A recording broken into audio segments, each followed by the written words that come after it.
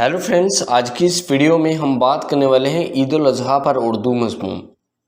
مسلمان سال میں دو عیدیں مناتے ہیں، ایک کو عید الفطر اور دوسری کو عید الاضحیٰ کہا جاتا ہے۔ عید الاضحیٰ کو قربانی کی عید، بقر عید اور بڑی عید کے نام سے بھی یاد کیا جاتا ہے۔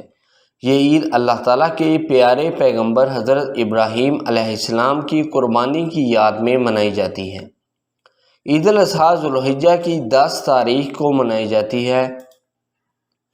یہ عید اس واقعے کی یاد میں منائی جاتی ہے جب حضرت ابراہیم علیہ السلام اپنے بیٹے حضرت اسماعیل علیہ السلام کو اللہ تعالیٰ کے حکم سے قربان کرنے کے لیے تیار ہو گئے تھے۔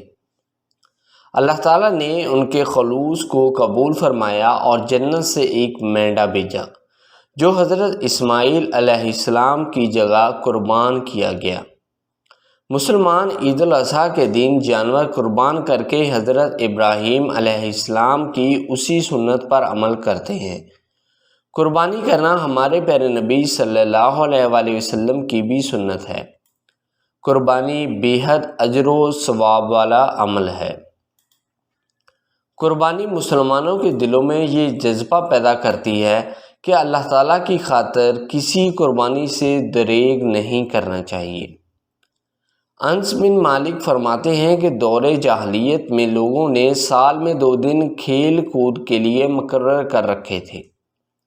چنانچہ رسول اللہ صلی اللہ علیہ وآلہ وسلم جب مدینہ منورہ تشریف لائے تو ارشاد فرمایا، تم لوگوں کے کھیلنے کودنے کے لیے 2 دن مقرر تھے، اللہ تعالیٰ نے انہیں ان سے بہتر دنوں میں تبدیل کر دیا ہے، یعنی عید الفطر اور عید الاضحیٰ۔